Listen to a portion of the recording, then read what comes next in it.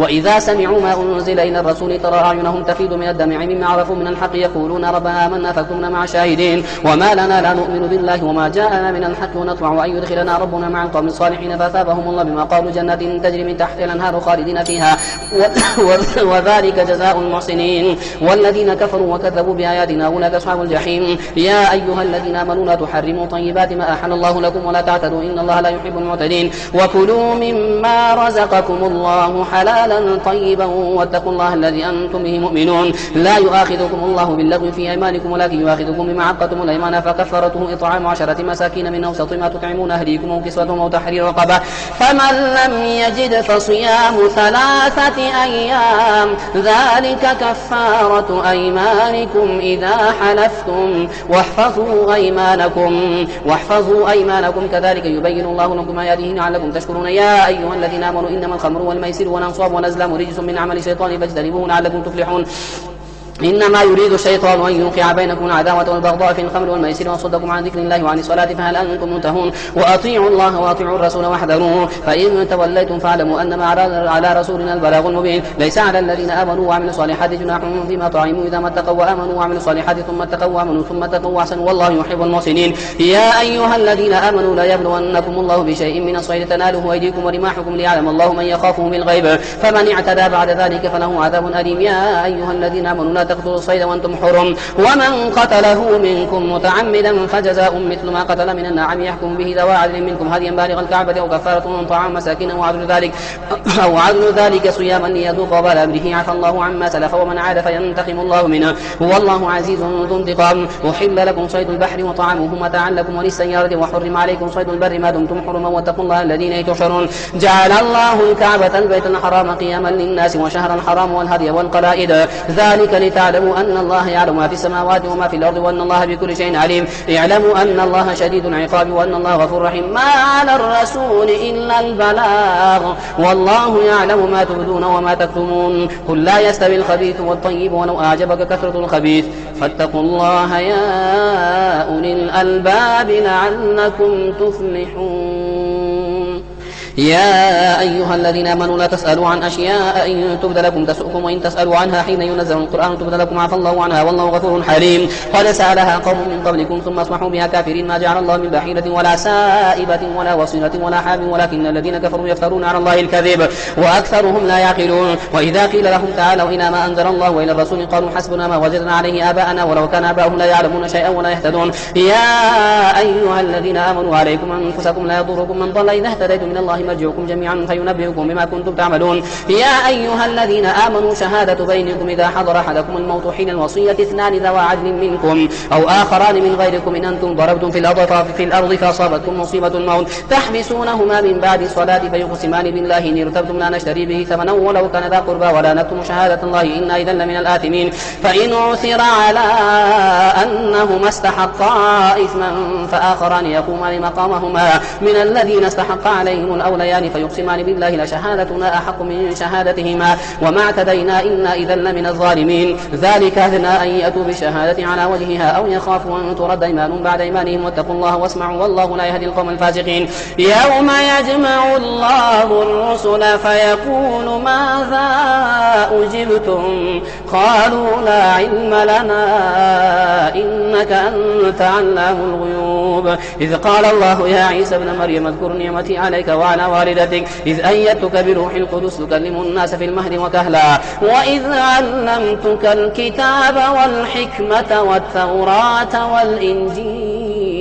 وإذ تخلق من الطين كهيئة الطير بإذني فتنفخ فيها فتكون طيرا بإذني وتبرئ الأكمه والأبرص بإذني وإذ تخرج الموتى بإذني وإذ كففت بني إسرائيل عنك إذ جئتهم بالبينات فقال الذين كفروا منهم إن هذا إلا سحر مبين وإذ أوحيت إلى الحواريين أن آمنوا بي وبرسولي قالوا منا واشهد بأننا مسلمون إذ قال الحواريون يا عيسى ابن مريم هل يستطيع ربك أن ينزل علينا مائدة من السماء قال اتقوا الله إن كنتم مؤمنين قالوا نريد أن نأكل منها وتطمئن وتطمئن قلوبنا ونعلم أن قد صدقتنا ونكون عليها من الشاهدين. قال عيسى ابن مريم اللهم ربنا أنزل علينا مائدة من السماء تكون لنا عيدا لأولنا وآخرنا وآية منك وارزقنا وأنت خير الرازقين. قال الله إني منزلها عليكم فمن يكفر بعد منكم فإني أعذبه عذابا لا أعذبه أحدا من العالمين. وإذ قال الله يا عيسى ابن مريم أأنت قلت للناس اتخذوني وأمي إلهين من دون الله قال سبحانك ما يكون لي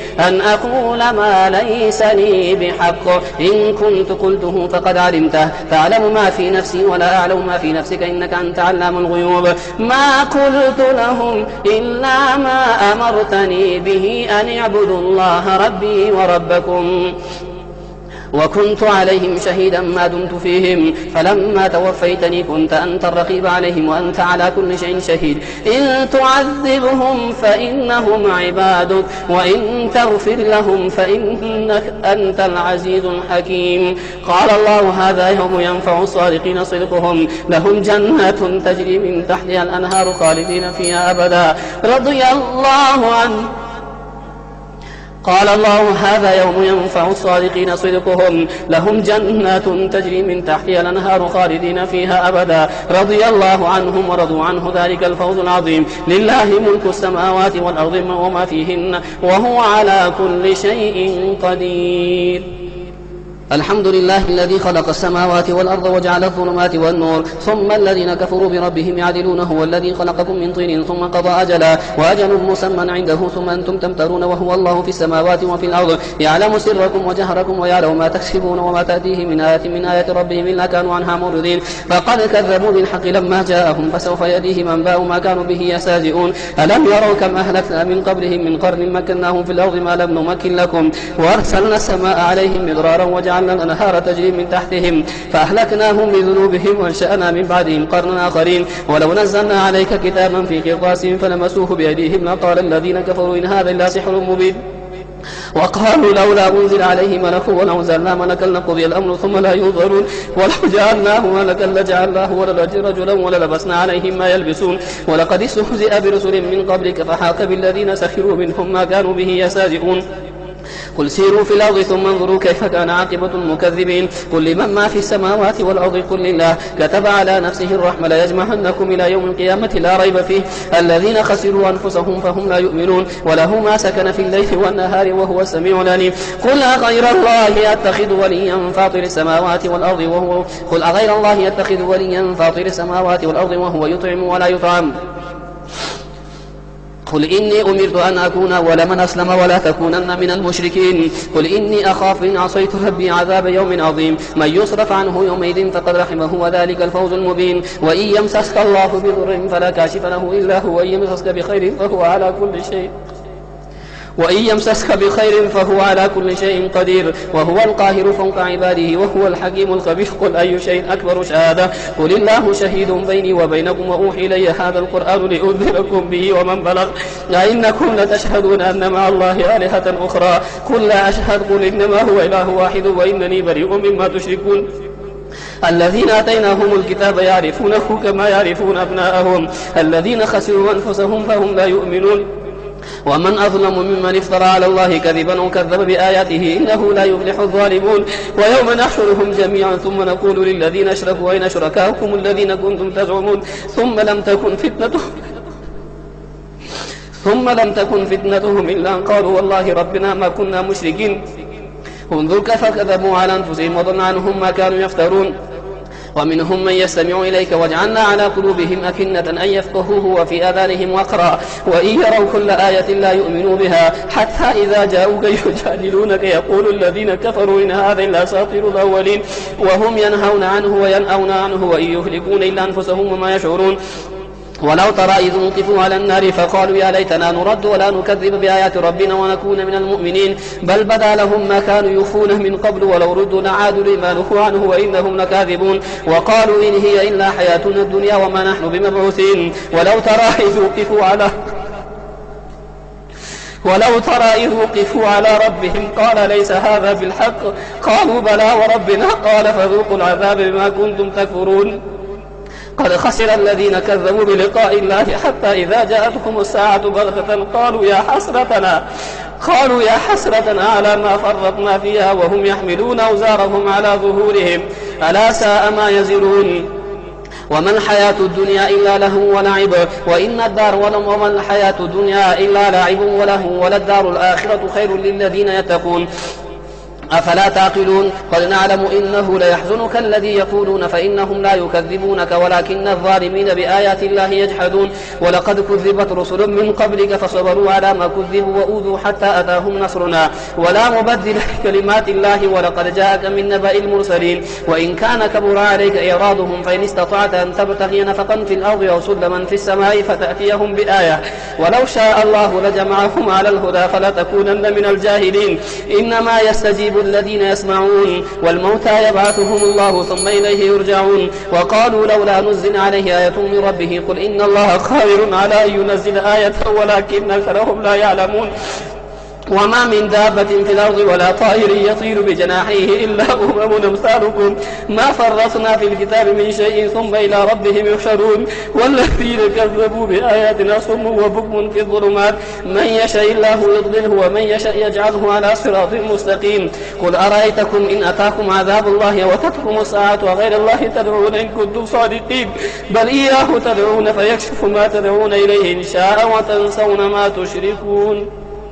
ولقد أرسلنا إلى من قبلك فأخذناهم بالبأساء والضراء لعلهم يتضرعون فلولا إذ جاءهم بأسنا تضرعوا ولكن قست قلوبهم وزين لهم الشيطان ما كانوا يعملون فلما نسوا ما ذكروا به فتحنا عليهم أبواب كل شيء حتى إذا فرحوا بما أوتوا أخذناهم بغتة فإذا هم مبلسون فقطع دابر القوم الذين ظلموا والحمد لله رب العالمين قل أرأيتم إن أخذ الله سمعكم وأبصاركم وختم على قلوبكم من إله غير الله يأتيكم به انظر كيف نصرف الآيات ثم هم يصرفون قل أرأيتكم إن أتاكم عذاب الله بغتة أو جهرة هل يهلك إلا القوم الظالمون وما نرسل المرسلين إلا مبشرين ومنذرين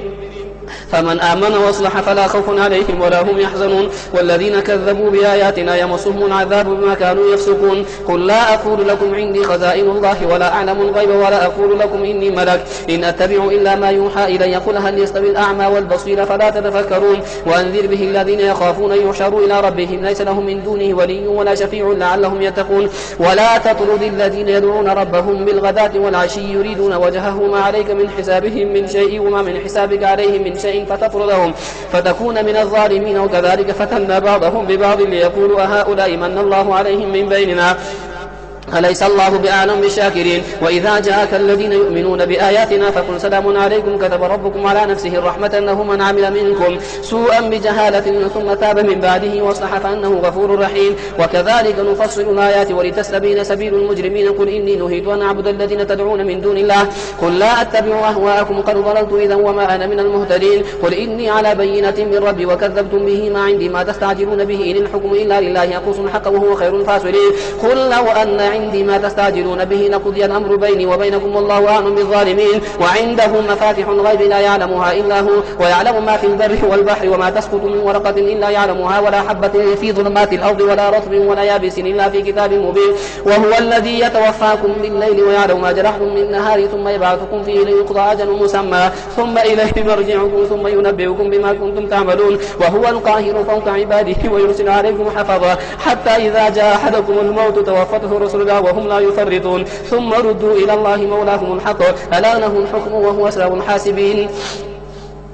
قل من ينجيكم من ظلمات البر والبحر تدعونه تضرعا وخفية لئن أنجيتنا من هذه لنكونن من الشاكرين قل الله ينجيكم منها ومن كل كرب ثم أنتم تشركون قل هو القادر على أن يبعث عليكم عذابا من فوقكم أو من تحت أرجلكم أو يلبسكم شيعا ويذيق بعضكم بأس بعض وانظر كيف نصرف الآيات لعلهم يفقهون وكذب به وقومك وهو الحق قل لست عليكم بوكيل لكل نبأ مستقر وسوف تعلمون وإذا رأيت الذين يخوضون في آياتنا فأعرض عنهم حتى يخوضوا في حديث غيره وإما ينزينك شيطان فلا تقعد بعد الذكرى مع القوم الظالمين وما على الذين يتقون من حسابهم من شيء ولكن ذكرى لعلهم يتقون وذر الذين اتخذوا دينهم لعبا ولهوا وغرتهم الحياة الدنيا وذكر به أن تبصر نفس بما كسبت ليس لها من دون الله ولي ولا شفيع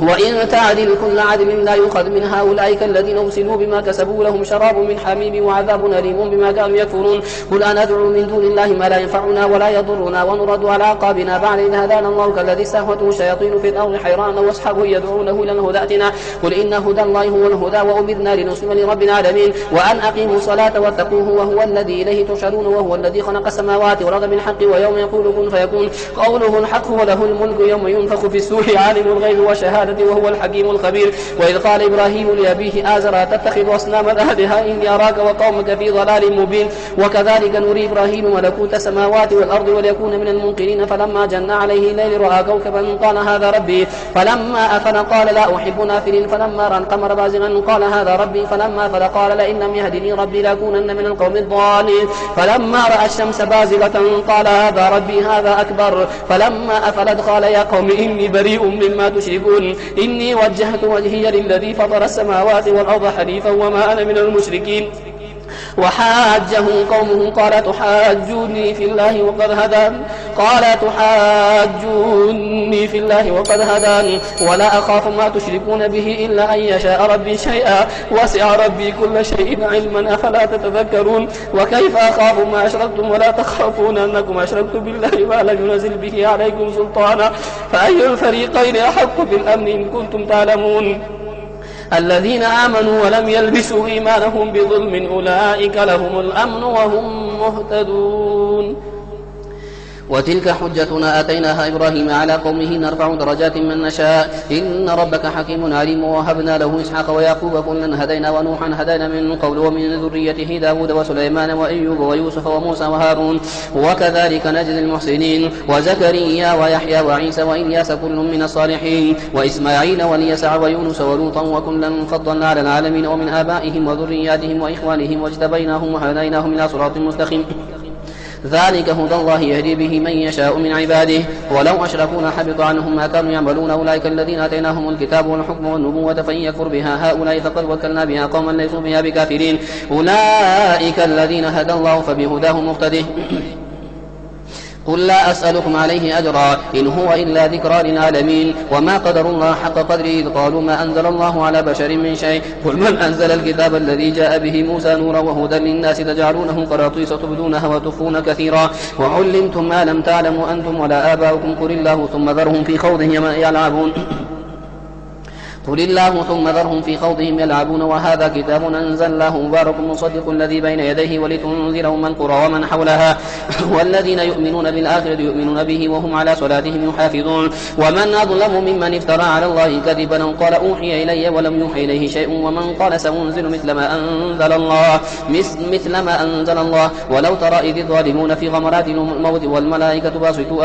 باسطوا أيديهم أخرجوا أنفسكم اليوم تجزون عذاب الهون بما كنتم تقولون على الله غير الحق وكنتم عن آياته تستكبرون. ولقد جئتمونا فرادا كما خلقناكم أول مرة وتركتم ما خولناكم وراء ظهوركم وما نرى معكم شفعاءكم الذين زعمتم أنهم فيكم شركاء لقد تقطع بينكم وضل عنكم ما كنتم تزعمون. إن الله فالق الحب والنوى يخرج الحي من الميت ومخرج الميت من الحي ذلكم الله فأنى تؤفكون. فالق الإصباح وجعل الليل سكنا والشمس والقمر حسبانا ذلك تقدير عزيز عليم. وهو الذي جعل لكم النجوم لتهتدوا بها في ظلمات البر والبحر قد فصلنا الآيات لقوم يعلمون. وهو الذي أنشأكم من نفس واحدة فمستقر ومستودع قد فصلنا الآيات لقوم يفقهون. وهو الذي أنزل من السماء ماء فخرجنا به نبات كل شيء فخرجنا منه خضرا نخرج منه حبا متراكبا ومن النخل من طلعها قنوان دانية وجنات من أعناب والزيتون والرمان مشتبها وغير متشابه انظروا إلى ثمره إذا أثمر وينعه إن في ذلكم لآيات لقوم يؤمنون. وجعلوا لله شركاء الجن وخلقهم وخلقوا له بنين وبنات بغير علم سبحانه وتعالى عما يصفون. بديع السماوات والأرض أن يكون له ولد ولم تكن له صاحبة وخلق كل شيء وهو بكل شيء عليم. ذلكم الله ربكم لا إله إلا هو خالق كل شيء فاعبدوه وهو على كل شيء وكيل. لا تدركه الأبصار وهو يدرك الأبصار وهو اللطيف الخبير. قد جاءكم بصائر من ربكم فمن أبصر فلنفسه ومن عمي فعليه عليها وما أنا عليكم بحفيظ وكذلك نصرف الآيات وليقولوا درست ولنبينه لقوم يعلمون اتبع ما أوحي إليك من ربك لا إله إلا هو وأعرض عن المشركين ولو شاء الله ما أشركوا وما جعلناك عليهم حفيظا وما أنت عليهم بوكيل ولا تسبوا الذين يدعون من دون الله فيسبوا الله عدوا بغير علم كذلك زينا لكل أمة عملهم ثم إلى ربهم مرجعهم فينبئهم بما كانوا يعملون وأقسموا بالله جهد أيمانهم لئن جاءتهم آية ليؤمنن بها قل إنما الآيات عند الله وما يشعركم أنها إذا جاءت لا يؤمنون ونقلب أفئدتهم وأبصارهم كما لم يؤمنوا به أول مرة ونذرهم في طغيانهم يعمهون